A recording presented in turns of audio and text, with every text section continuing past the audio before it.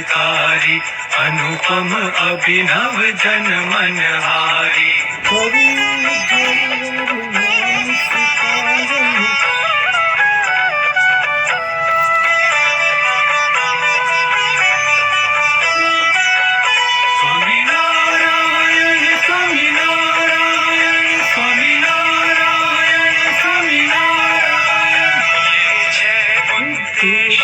प्रगटे तुम जग में जिनके कारण, भक्तों के सुख रहे अक्षर, इच्छाएं हो उनकी पूर्ण।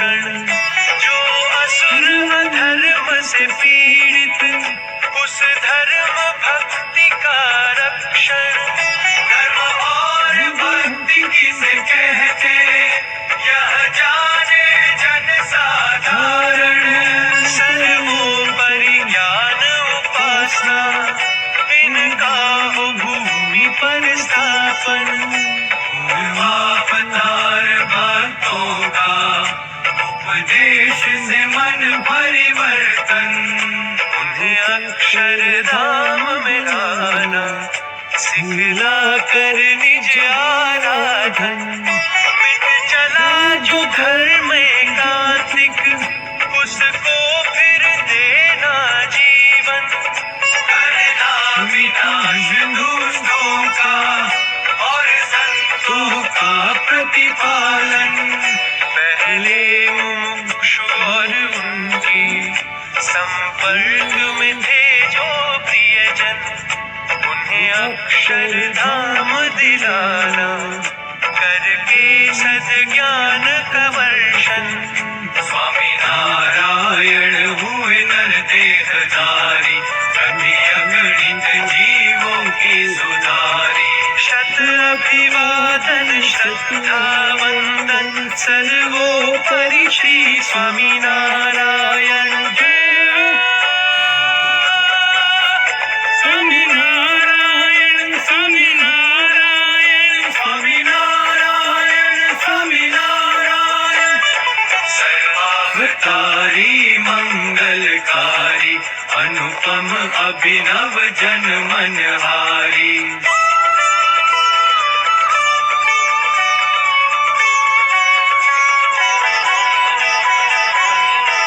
सतगुरु स्वामी प्रभु, जय सतगुरु स्वामी। सहजानंद दयानिधि, सहजानंद दयानिधि, देवन में नामी। प्रभु जय सतगुरु स्वामी। सहजानंद की आरती प्रेम सहित गाए, जो भक्ति सहित गाए। जन्म मरण से छूट कर सहज भाव से अक्षर धाम में बस जाए। प्रभु जय सतगुरु स्वामी। सर्वावतारी मंगलकारी, अनुपम अभिनव जन मनहारी। छवि उज्ज्वल और नाम सुपावन, सर्वोपरि श्री स्वामी नारायण। जय हो स्वामी नारायण, स्वामी नारायण, स्वामी नारायण, स्वामी नारायण।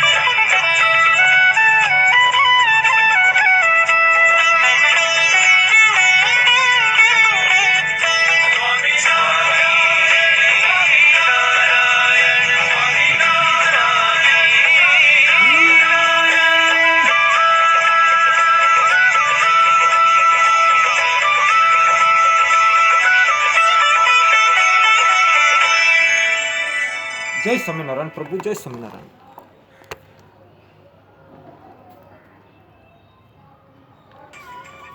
जय स्वामीनारायण प्रभु, जय स्वामीनारायण।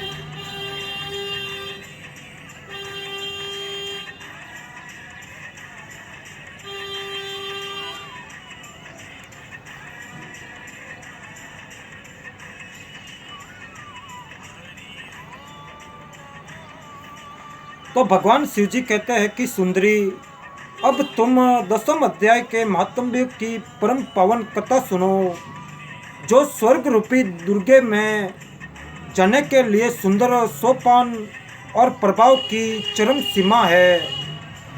काशीपुरी में धीर बुद्धि नाम से विख्यात एक ब्राह्मण था, जो मुझ में प्रिय नंदी के समान भक्ति रखता था।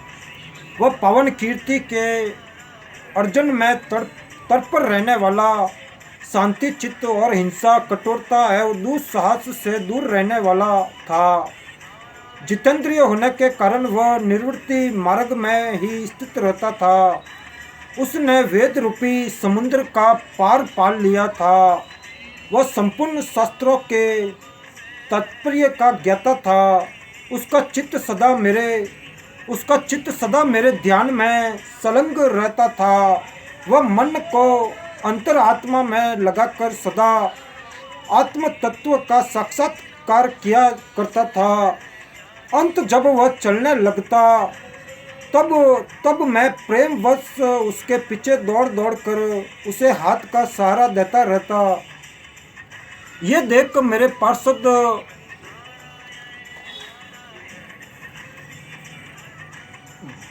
बुगडी रिटी ने पूछा, भगवान, इस प्रकार भला किसने आपका दर्शन किया होगा, और इस महात्मा ने कौन सा तप होम अथवा जप किया है कि स्वयं आप ही पद पद पर इसे हाथ का सहारा देते चलते हैं। जय स्वामीनारायण प्रभु, जय स्वामीनारायण।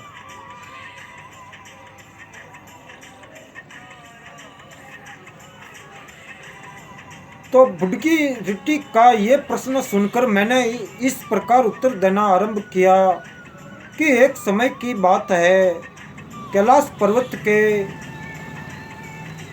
प्रास भाग में सूत्रांग वन में पुत्रांग वन के भीतर चंद्रमा की अमृतमयी किरणों से धुली हुई भूमि में एक वेदी का आश्रय लेकर मैं बैठा हुआ था। मेरे बैठने के क्षण भर बाद ही सहसा बड़े जोर की आंधी उठी। वहाँ के वृक्षों की शाखाएं नीचे ऊपर होकर आपस में टकराने लगी। कितनी ही टहनियाँ टूट कर बिखर गई।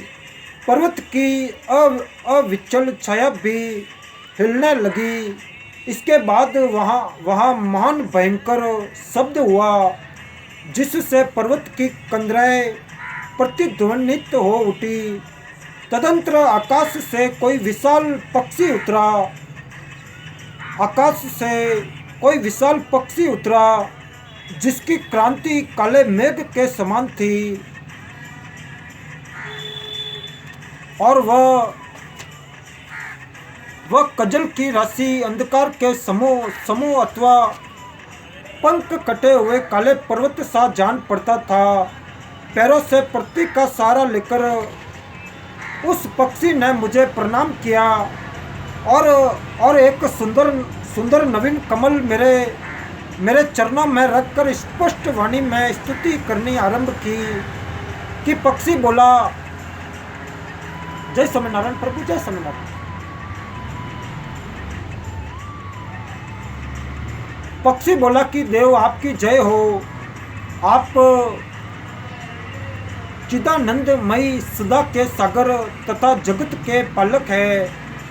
सदा सद्भावना से युक्त एवं अनासक्ति की लहरों से उल्लसित है। आपके वैभव का कोई अंत नहीं है। आपकी जय हो। अद्वैत वासना से परिपूर्ण बुद्धि के द्वारा आप त्रिविध मलों से रहित है। आप जितेंद्रिय भक्तों के अधीन रहते हैं तथा ध्यान में आपके स्वरूप का साक्षात्कार होता है। आप अविद्यामयी उपद्धि से रहित नित्य मुक्त निराकार निरामयी असीम अहंकार शून्य आवरण रहित और निर्गुण है। आपके चरण कमल शरणागत भक्तों की रक्षा करने में प्रवीण है और अपने भयंकर ललाट रूपी महासर्प की विष ज्वाला से आपने कामदेव को भस्म किया है। आपकी जय हो। आप प्रत्यक्ष आदि परिणामों से दूर दूर होते हुए भी प्रणयन स्वरूप है। आपको बार बार नमस्कार है। तो चैतन्य के स्वामी तथा त्रिभुवन रूपधारी आपको भी प्रणाम है। और मैं श्रेष्ठ योगियों द्वारा चुंबित आपने आपके उन चरण कमलों की वंदना करता हूँ जो अपार भव भव पाप के समुद्र से पार उतरने में अद्भुत शक्तिशाली है। तो महादेव जी साक्षात बृहस्पति भी आपकी स्तुति करने की दृष्टा नहीं कर सकते। सहस्त्र मुखों वाले नागराज शेष में भी इतनी चातुरी नहीं है कि वे आपके गुणों का वर्णन कर सके। फिर मेरे जैसे छोटी बुद्धि वाले पक्षी की तो बिसाती ही क्या है। तो उस पक्षी के द्वारा किए हुए इस स्तोत्र को सुनकर मैंने उससे पूछा कि वी डगम तुम कौन हो और कहाँ से आए हो, और तुम्हारी आकृति तो हंस जैसी है, मगर रंग कोवे का मिला है। तुम किस प्रयोजन को लेकर यहाँ आए हो, उसे बताओ। तो पक्षी बोला, देवेश, मुझे ब्रह्मा जी का हंस जानिए। ध्रुव जटे जिस कर्म से मेरे शरीर में इस समय कालिमा आ गई है, उसे सुनिए प्रभु। यद्यपि आप सर्वज्ञ है, अंत आप से कोई भी बात छिपी नहीं है, तथापि यदि आप पूछते हैं तो बतलाता हूँ। सौराष्ट्र सूरत नगर के पास एक सुंदर सरोवर है जिसमें कमल लहराते रहते हैं। उसी में से बाल चंद्रमा के टुकड़े जैसे श्वेत मुनालों के ग्रास लेकर मैं बड़ी तीव्र गति से आकाश में उड़ रहा था। उड़ते उड़ते सहसा वहाँ से पृथ्वी पर गिर पड़ा। जब होश में आया और अपने गिरने का कोई कारण न देख सका तो मन ही मन सोचने लगा कि अहो, ये मुझ पर क्या आ पड़ा है।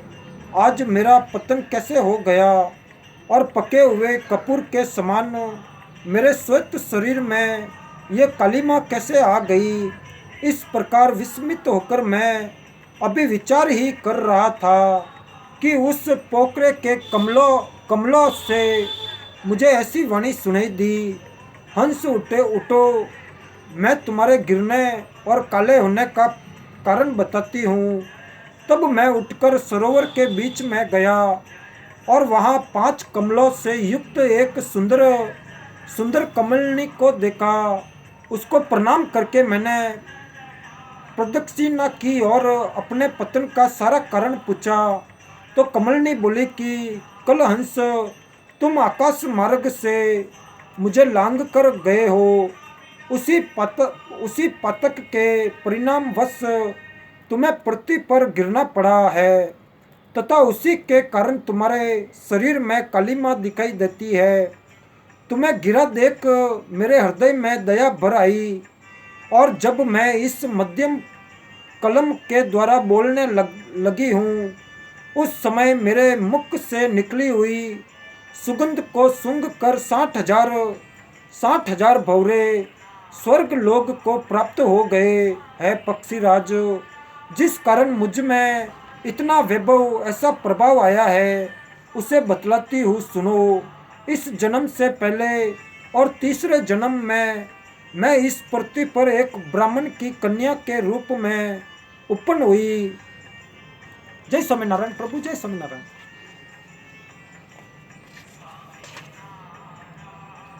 एक कन्या के रूप में उत्पन्न हुई थी।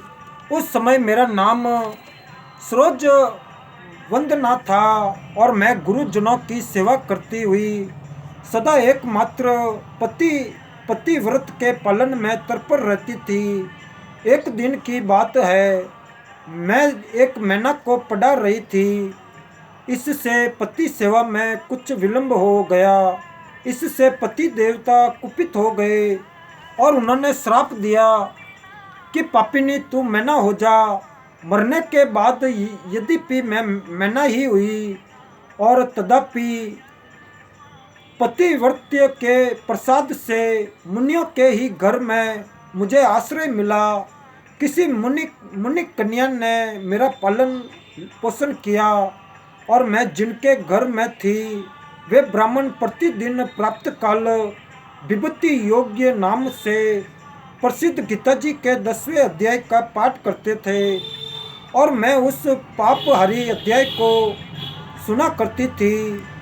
विडम काल आने पर मैं मैना का शरीर छोड़कर 10वें अध्याय के महात्म्य से स्वर्गलोक में अप्सरा हुई, और मेरा नाम पद्मावती हुआ, और मैं पद्मा की प्यारी सखी हो गई। एक दिन मैं विमान से आकाश में विचर रही थी। उस समय सुंदर कमलों से सुशोभित इस रमणीय सरोवर पर मेरी दृष्टि पड़ी, और इसमें उतरकर जो ही मैंने जल क्रीड़ा आरंभ की, त्यों ही दुर्वासा मुनि आ धमके, और उन्होंने वस्त्रहीन अवस्था में मुझे देख लिया। उनके भय से मैंने स्वयं ही एक कमलनी का रूप धारण कर लिया, और मेरे दोनों पैर 2 कमल हुए, दोनों हाथ भी 2 कमल हो गए, और शेष अंगों के साथ मेरा मुख भी एक कमल हुआ। इस प्रकार मैं 5 कमलों से युक्त हुई। तो मुनिवर दुर्वासा ने मुझे देखा।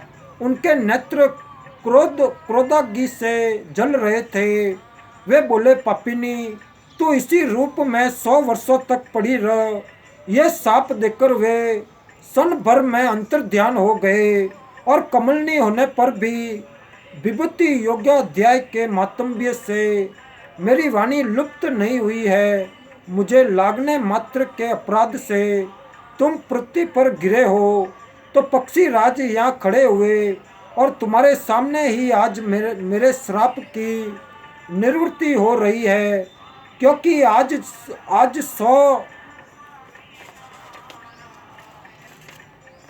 100 वर्ष पूरे हो गए हैं, और मेरे द्वारा गाए जाते हुए उस उत्तम अध्याय को तुम भी सुन लो। उसके श्रवण मात्र से तुम भी आज ही मुक्त हो जाओगे। यह कहकर पद्मिनी ने स्पष्ट एवं सुंदर वाणी में 10वें अध्याय का पाठ किया, और वह मुक्त हो गई। उसे सुनने के बाद उसी के दिए हुए इस उत्तम कमल को लाकर मैंने आपको अर्पण किया है। इतनी कथा सुनाकर उस पक्षी ने अपना शरीर त्याग दिया। तो यह एक अद्भुत सी घटना हुई। वही पक्षी अब 10वें अध्याय के प्रभाव से ब्राह्मण कुल में उत्पन्न हुआ है, और जन्म से ही अभ्यास होने के कारण शेष अवस्था से ही इसके मुख से सदा गीता जी के 10वें अध्याय का उच्चारण हुआ करता है, और 10वें अध्याय के अर्थ चिंतन का ये परिणाम हुआ है कि 10वें अध्याय के अर्थ चिंतन का ये परिणाम हुआ है कि ये सब भूतों में स्थित शंकर चक्रधारी भगवान विष्णु जी का सदा ही दर्शन करता रहता है, और इसकी स्नेहपूर्ण दृष्टि जब कभी किसी देहधारी के शरीर पर पड़ जाती है, तब वह चाहे शराबी और ब्रह्म हत्यारा ही क्यों न हो, मुक्त हो जाता है, तथा पूर्व जन्म में अभ्यास किए हुए 10वें अध्याय के मातम्य से इसको दुर्लभ तत्व ज्ञान प्राप्त है, तथा इसने जीवन मुक्ति भी पा ली है। अंत जब ये रास्ता चलने लगता है, तो मैं इसे हाथों का सहारा दिए रहता हूँ। तो बूंदी रिटे ये सब 10वें अध्याय की महामहिमा है, और पार्वती जी इस प्रकार मैंने बूंदी रिटी के सामने जो पाप नाशक कथा कही थी, वही यहाँ तुमसे भी कही है। नर हो या नारी अथवा कोई भी क्यों न हो, इस 10वें अध्याय के श्रवण मात्र से उसे सब आश्रमों के पालन का फल प्राप्त होता है। जय स्वामीनारायण प्रभु, जय स्वामीनारायण, जय स्वामीनारायण प्रभु, जय स्वामीनारायण।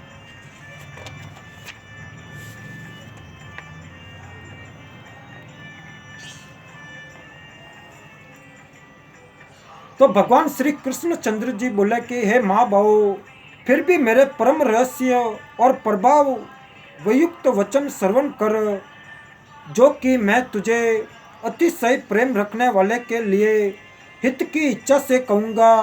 हे अर्जुन, मेरी उत्पत्ति को अर्थात विभूति सहित लीला से प्रकट होने को न देवता लोग जानते हैं और न महर्षि जन ही जानते हैं, क्योंकि मैं सब प्रकार से देवताओं का और महर्षियों का भी आदि कारण हूँ, और जो मेरे को अजन्मा अर्थात वास्तव में जन्म रहित और अनादि तथा लोकों का महान ईश्वर तत्व से जानता है, वह मनुष्यों में ज्ञानवान पुरुष संपूर्ण पापों से मुक्त हो जाता है।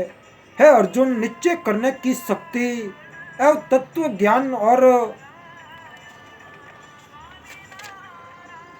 तत्व ज्ञान, अमूढ़ता, समा, सत्य तथा इंद्रियों का वश में करना और मन का निग्रह तथा सुख दुख उत्पत्ति और प्रलय एवं भय और अभय भी तथा अहिंसा, समता, संतोष, तप, दान, कीर्ति और अपकीर्ति, ऐसे ये प्राणियों के नाना प्रकार के भाव मेरे से ही होते हैं। हे अर्जुन, 7 तो महर्षि जन और 4 उनसे भी पूर्व में होने वाले सनकादि तथा स्वयं भव आदि 14 मनु, ये मेरे में भाव वाले सब के सब मेरे संकल्प से उत्पन्न हुए हैं, कि जिनकी संसार में ये संपूर्ण प्रजा है। जो पुरुष इस मेरी परमेश्वरीय रूप विभूति को और योग शक्ति को तत्व से जानता है, वह पुरुष निश्चल ध्यान योग्य द्वारा मेरे में ही एक ही भाव से स्थित होता है। इसमें कुछ भी शंका नहीं है, कुछ भी संशय नहीं है।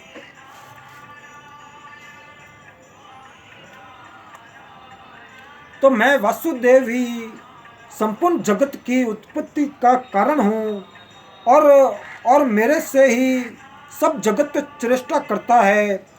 इस प्रकार तत्व से समझकर श्रद्धा और भक्ति से युक्त हुए बुद्धिमान भक्तजन मुझ परमेश्वर को ही निरंतर भजते हैं। वे निरंतर मेरे में मन लगाने वाले और मेरे में ही प्राणों को अर्पण करने वाले भक्तजन सदा ही मेरी भक्ति की चर्चा के द्वारा आपस में मेरे प्रभाव को जानते हुए तथा गुण और प्रभाव सहित मेरा कथन करते हुए ही संतुष्ट होते हैं, और मुझ वासुदेव में ही निरंतर रमन करते हैं। उन निरंतर मेरे ध्यान में लगे हुए और प्रेम पूर्वक भजने वाले भक्तों को मैं वह तत्व ज्ञान रूप योग देता हूँ, कि जिसे वे मेरे को ही प्राप्त होते हैं। हे अर्जुन, उनके ऊपर अनुग्रह करने के लिए ही मैं स्वयं उनके अंतःकरण में एक ही भाव से स्थित हुआ अज्ञान से उत्पन्न हुए अंधकार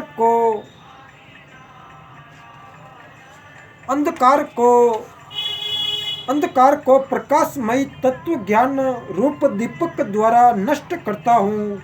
इस प्रकार भगवान के वचनों को सुनकर अर्जुन बोले कि हे भगवान, आप परम ब्रह्मा है और परम धाम एवं परम पवित्र है, क्योंकि आपको सब ऋषि जन सनातन दिव्य पुरुष एवं देवों का भी आदि देव अजन्मा और सर्वव्यापी कहते हैं। वैसे ही देवर्षि नारद तथा असित और देवल ऋषि तथा महर्षि व्यास और स्वयं आप भी मेरे प्रति कहते हैं। तो हे केशव, जो कुछ भी मेरे प्रति आप कहते हैं, इस समस्त को मैं सत्य मानता हूँ। हे भगवान, मैं आपके लीलामयी स्वरूप को न दानव जानते हूँ है और न देवता ही जानते हैं। हे भूतों को उत्पन्न करने वाले, हे भूतों के ईश्वर, हे देवों के देव, हे जगत के स्वामी, हे पुरुषोत्तम, आप स्वयं ही अपने अपने से आपको जानते हैं। इसीलिए हे भगवान, आप ही उन अपनी दिव्य विभूतियों को संपूर्णता से कहने के लिए योग्य है कि जिन विभूतियों के द्वारा इन सब लोगों को व्याप्त करके स्थित है।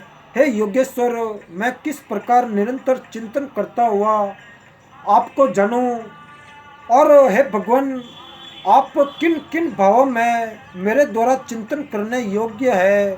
हे जनार्दन, अपनी योग्य शक्ति को और परमेश्वर धैर्य रूप विभूति को फिर भी विस्तार पूर्वक कहिए, क्योंकि आपके अमृतमयी वचनों को सुनते हुए मेरी तृप्ति नहीं होती है, अर्थात सुनने की उत्कंठा बनी ही रहती है।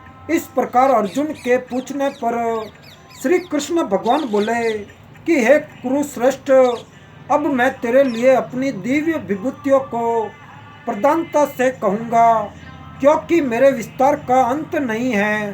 हे अर्जुन, मैं सब भूतों के हृदय में स्थित सबका आत्मा हूँ तथा संपूर्ण भूतों का आदि मध्य और अंत भी मैं ही हूँ। हे अर्जुन, मैं अदिति के 12 पुत्रों में विष्णु अर्थात वामन अवतार और ज्योतिषियों में किरणों वाला सूर्य हूँ तथा मैं 49 वायु। जय स्वामीनारायण प्रभु, जय स्वामीनारायण। और देवताओं में मरीचि नामक वायु देवता और नक्षत्रों में नक्षत्रों का अधिपति चंद्रमा हूँ। मैं वेदों में साम वेद हूँ, देवों में इंद्र हूँ और इंद्रियों में मन हूँ। भूत प्राणियों में चेतनता अर्थात ज्ञान शक्ति हूँ। मैं 11 रुद्रों में शंकर हूँ और यश तथा राक्षसों में धन का स्वामी कुबेर हूँ।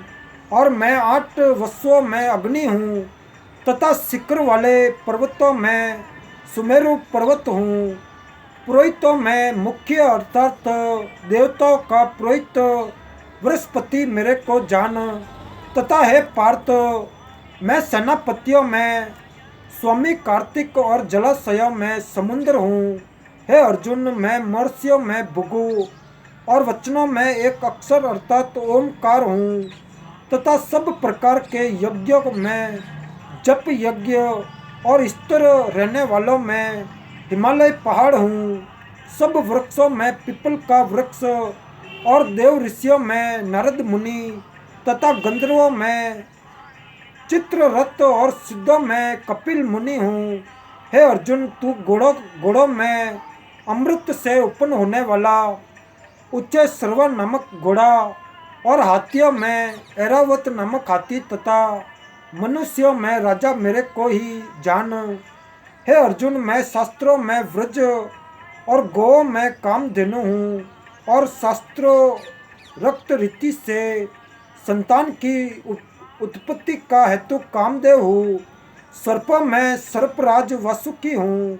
मैं नागों में शेष नाग और जलचरों में उनका अधिपति वरुण देवता हूँ और पितरों में अर्यमन माँ नामक पितरेश्वर तथा शासन गिनती करने वालों में समय हूँ तथा पक्षियों में मृग राज सिंह और पक्षियों में गरुड़ मैं हूँ।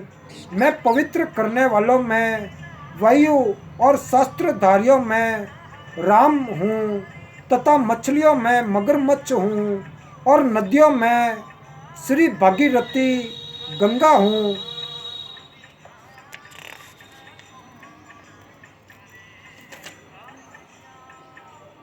तो हे अर्जुन, सृष्टियों का आदि अंत और मध्य भी मैं ही हूँ तथा मैं विद्याओं में अध्यात्म विद्या अर्थात ब्रह्म विद्या एवं पर इस पर मैं विवाद करने वालों में तत्व निर्णय के लिए किया जाने वाला वाद हूँ। मैं अक्षरों में आकार और समासों में द्वंद नामक समास हूँ तथा अक्षय काल अर्थात काल का भी महाकाल और विराट स्वरूप सबका धारण पोषण करने वाला भी मैं ही हूँ। हे अर्जुन, मैं सबका नाश करने वाला, मृत्यु और आगे होने वालों की उत्पत्ति का कारण हूँ तथा स्त्रियों में कीर्ति, श्री वाक, स्मृति, मेघा, धृति और समा हूँ तथा मैं गायन करने योग्य श्रुतियों में वृष्ट, साम और छंदों में गायत्री छंद तथा महीना में मार्गशीर्ष का महीना और ऋतुओं में वसंत ऋतु में हूँ। हे अर्जुन, मैं छल करने वालों में जुआ और प्रभावशाली पुरुषों का प्रभाव हूँ तथा मैं जीतने वालों की विजय हूँ और निश्चय करने वालों का निश्चय एवं सात्विक पुरुषों का सात्विक भाव हूँ। वसनी वांशियों में वासुदेव अर्थात मैं स्वयं तुम्हारा सखा और पांडवों में धनंजय अर्थात तू एवं मुनियों में वेद व्यास और कवियों में शुक्राचार्य कवि भी मैं ही हूँ और दमन करने वालों का दंड अर्थात दमन करने की शक्ति हूँ और जीतने की इच्छा वालों की नीति हूँ और गोपनीयों में अर्थात गुप्त रखने योग्य भावों में मौन हूँ तथा ज्ञानवानों का तत्व ज्ञान में ही हूँ।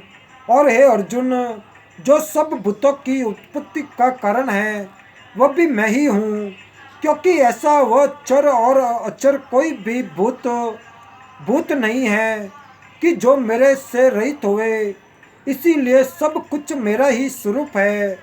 हे परम तप, मेरी दिव्य विभूतियों का अंत नहीं है और ये तो मैंने अपनी विभूतियों का विस्तार तेरे लिए एक देश से अर्थात सस्पेंस से कहा है।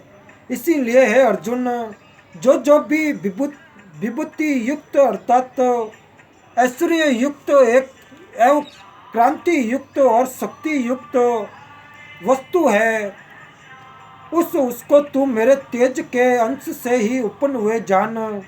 अथवा है अर्जुन, इस बहुत जानने से तेरा क्या प्रयोजन है? मैं इस संपूर्ण जगत को अपनी योग माया के एक अंश मात्र से धारण करके स्थित हूँ, इसीलिए मेरे को ही तत्व से जानना चाहिए। जय स्वामीनारायण प्रभु, जय श्री कृष्ण। ये श्री कृष्ण भगवान जी ने अर्जुन को सुनाया 10वां अध्याय। जय स्वामीनारायण प्रभु, जय स्वामीनारायण।